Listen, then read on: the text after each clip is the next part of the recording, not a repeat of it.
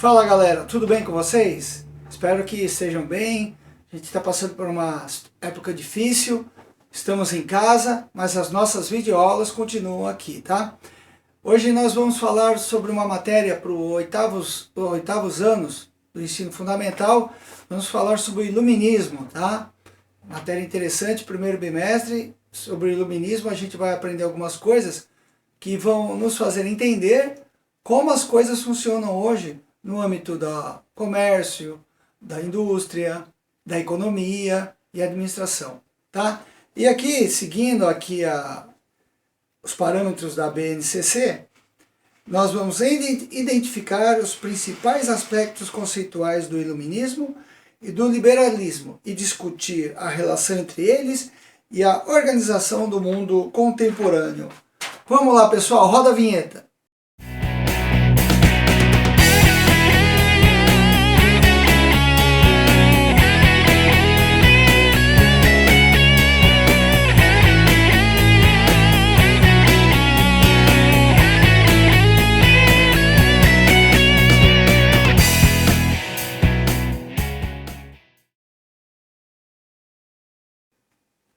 Muito bem, pessoal, estamos voltando aqui e nós vamos falar sobre o iluminismo. É a matéria para o oitavo ano aqui, que a gente está começando essa videoaula. Vamos definir o conceito de iluminismo. Iluminismo é a corrente de pensamento dominante no século XVIII, que defende o predomínio da razão sobre a fé e estabelece o progresso como destino da humanidade. O século XVIII, galera, ficou conhecido como sendo o século das luzes, ou a ilustração. E qual é o sentido disso? Tem o sentido de iluminar.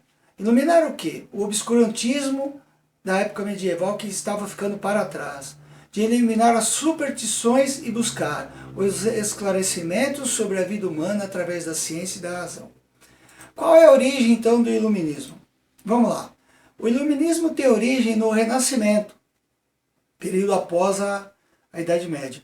E o primeiro grande momento de construção de uma cultura burguesa na qual a razão e a ciência são as bases do entendimento do mundo. Ou seja, foi nesse momento que começou a construir a cultura burguesa, onde a razão e a ciência eram a base ou são a base para o entendimento do mundo. A palavra iluminismo originou-se então de luz, referindo-se à razão que consegue tudo iluminar. Essa era a principal característica das ideias iluministas, a explicação racional para todas as questões que envolviam a sociedade. Então vamos lá, a ideologia iluminista. A ideologia iluminista ela pregava, segundo o sociólogo Lucien Goldman, os princípios do iluminismo que estavam relacionados ao comércio, uma das principais atividades econômicas da burguesia. Assim, o iluminismo defendia a igualdade, e essa igualdade seria no comércio, isto é, no ato de compra e venda. Todas as eventuais desigualdades sociais entre compradores e vendedores não tinham importância nenhuma. Tá? Na compra e venda, o que importava era a igualdade jurídica dos participantes do ato comercial. Por isso, os iluministas defendiam que todos deveriam ser iguais perante a lei. Ninguém teria, então, privilégios de nascença como os da nobreza. Entretanto, a igualdade jurídica não significava igualdade econômica. No plano econômico, a maioria dos iluministas acreditava que a desigualdade correspondia à ordem natural das coisas, tá? Vamos lá então. Continuando aqui falando sobre a ideologia iluminista, a gente viu aqui sobre a igualdade e ela pregava também a tolerância religiosa ou filosófica. Na realização do ato comercial, não importavam as convicções religiosas ou filosóficas dos participantes do negócio. Do ponto de vista econômico, a burguesia compreendeu que seria irracional excluir compradores ou vendedores em função de suas crenças ou convicções pessoais. Fosse ele muçulmano, judeu, cristão ou ateu, a capacidade econômica das pessoas definia-se pelo ter e não pelo ser. E esse modo de pensar, de ver as pessoas pelo ter e não pelo ser, é o que prega as relações das pessoas hoje. Hoje as pessoas vou muito pelo que a pessoa tem e não pelo que a pessoa é. Então, isso é um pensamento, isso faz parte da ideologia iluminista do século XVIII. Tá?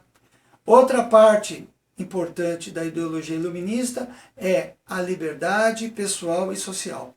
Ou seja, a atividade comercial burguesa só poderia desenvolver-se numa economia de mercado, ou seja, era preciso que existisse o livre jogo de oferta e da procura. Por isso, a burguesia se opôs à escravidão humana e passou a defender uma sociedade livre, porque, afinal de contas, sem trabalhadores livres assalariados que recebessem esses salários, não poderia haver mercado comercial. Tá? Outra coisa que ela pregava era a propriedade privada. Então você viu aí, a ideologia iluminista pregava também a propriedade privada. O que seria isso? Que o comércio só era possível entre proprietários de bens ou de dinheiro. O proprietário podia comprar ou vender porque tinha o direito de usar e dispor livremente de seus bens. Assim, a burguesia defendia o direito à propriedade privada, que é característica essencial da sociedade capitalista, sociedade essa que estamos emergidos, ou melhor, submergidos a ela. Vamos lá.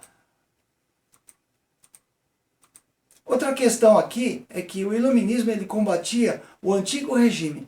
Veja o quadro para você ver aí quais são os principais pontos de combate do iluminismo em relação ao antigo regime. Vamos lá. Bom, pessoal, você vê aí no quadro, né, combate ao antigo regime, feito pelo iluminismo, pelo pensamento iluminista. Nós temos o absolutismo monárquico, o mercantilismo e o poder da igreja. Esses 3 pontos eram cruciais a serem combatidos. Dá um pause aí, anota no seu caderno, tá? Essas definições desses conceitos, para a gente poder continuar nas nossas aulas, na sala de aula, quando voltarmos. Então você viu aí, nesse quadro, sobre o antigo regime, os 3 pontos importantes que permeavam o antigo regime e que o iluminismo, os iluministas combatiam. Tá? Quais foram as pessoas responsáveis por surgir ou por fundar essa doutrina ou essa característica aí do iluminismo? Vamos a eles, vamos aos quadros, por favor. Nós temos aí René Descartes, tá? Um dos fundadores do iluminismo. Temos aí algumas informações sobre ele. Gostaria que desse uma pausa aí no vídeo e lesse com atenção essas informações sobre esse iluminista. Temos aí Pascal, que lançou as bases do cálculo de probabilidades.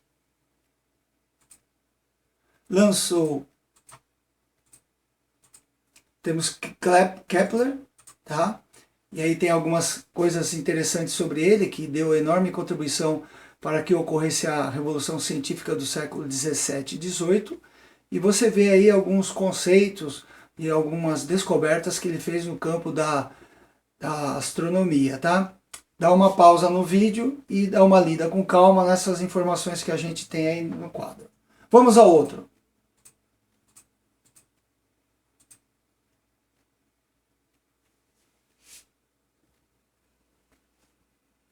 Temos outro pensador aqui iluminista, Isaac Newton, tá?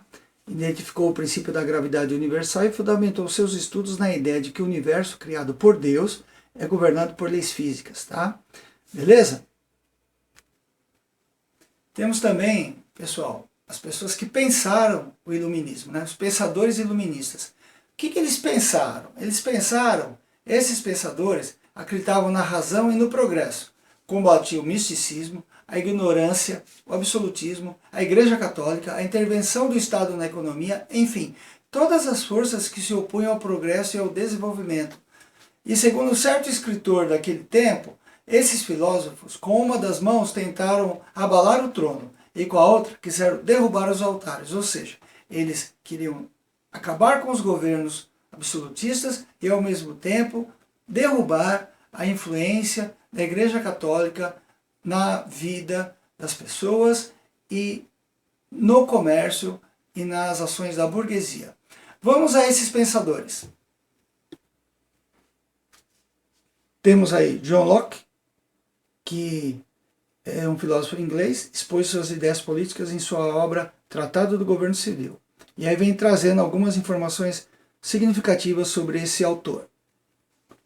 Temos também Montesquieu, que pregava a separação dos poderes, e no livro que ele escreveu, O Espírito das Leis, ele mostra que, havendo a separação dos poderes do Estado em legislativo, executivo e judiciário, seria uma forma de evitar abusos e de proteger as liberdades individuais, né? E que um poder podia fiscalizar o outro.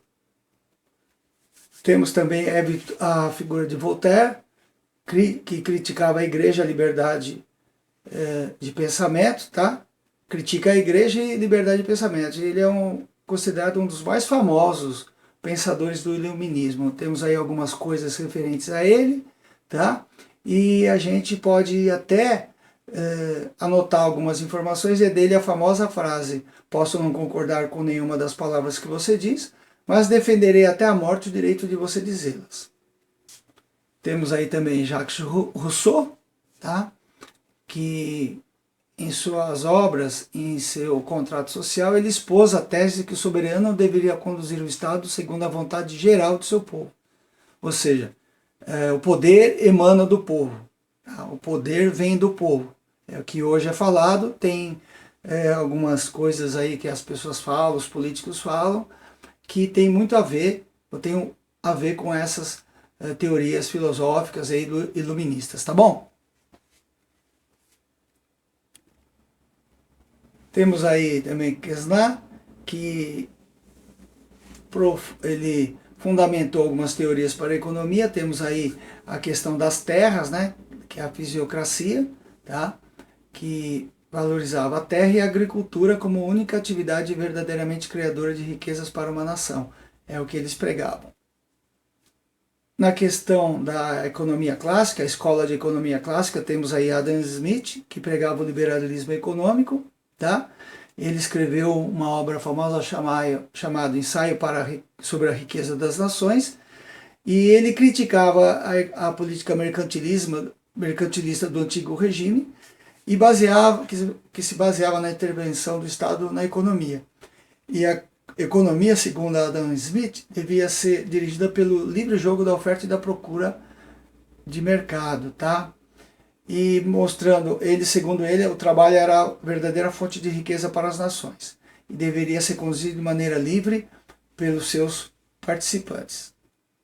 Temos mais três autores da Escola de Economia Clássica, tá? Dá uma pausa no vídeo para a gente anotar essas informações. Pessoal, nós vimos aí alguns autores da Escola Clássica de Economia, tá? Vimos aí os principais nomes do iluminismo, e também tem a enciclopédia, que foi uma obra de cerca de 33 volumes, que essa obra ela foi organizada para que as pessoas pudessem ter acesso aos conhecimentos no campo artístico, científico e filosófico. E a enciclopédia, está aí na sua apostila de 8º ano sobre ela contou com a colaboração de mais de 130 renomados pensadores da época, quase todos esses que a gente viu aí nos quadros. E essa obra exerceu grande influência sobre o pensamento político burguês, defendendo em linhas gerais o racionalismo, a independência do Estado em relação à Igreja e a confiança no progresso através das realizações científicas e tecnológicas, tá? Dá uma olhada no quadro para você ver aí o frontispício da obra original, a enciclopédia. Aquilo que eu falei, aí à sua esquerda tem a capa do original da enciclopédia, tá?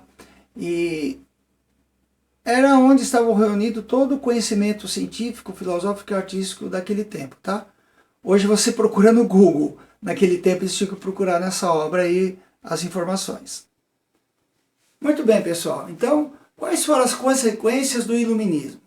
Os iluministas foram influenciadores dos movimentos sociais que depois se transformariam na Revolução Francesa. E muitas revoluções foram influenciadas pelos ideais iluministas. a Revolução Francesa, como eu já mencionei, revoluções pela independência na América Latina, independência dos Estados Unidos da América, a Revolução Farroupilha aqui no Rio Grande do Sul, a Inconfidência Mineira, entre muitas outras, tá? E muitos reis europeus, ao se sentirem ameaçados pelas ideias iluministas, eles temiam perder seus reinos. Então, por isso, eles aderiram às ideias do movimento. Esses reis ficaram conhecidos como déspotas esclarecidos. Tá? Mas esse assunto, déspotas esclarecidos, é um assunto para nossa próxima videoaula, que tem a ver com o capítulo 1 sobre o iluminismo. Tá? Espero que tenham gostado. Qualquer dúvida, a gente volta a falar. E dê um like aí, compartilhe esse vídeo. Tá? Agradeço aí o apoio de vocês. E vamos lá, rumo aos 10 milhões de inscritos. Um abraço!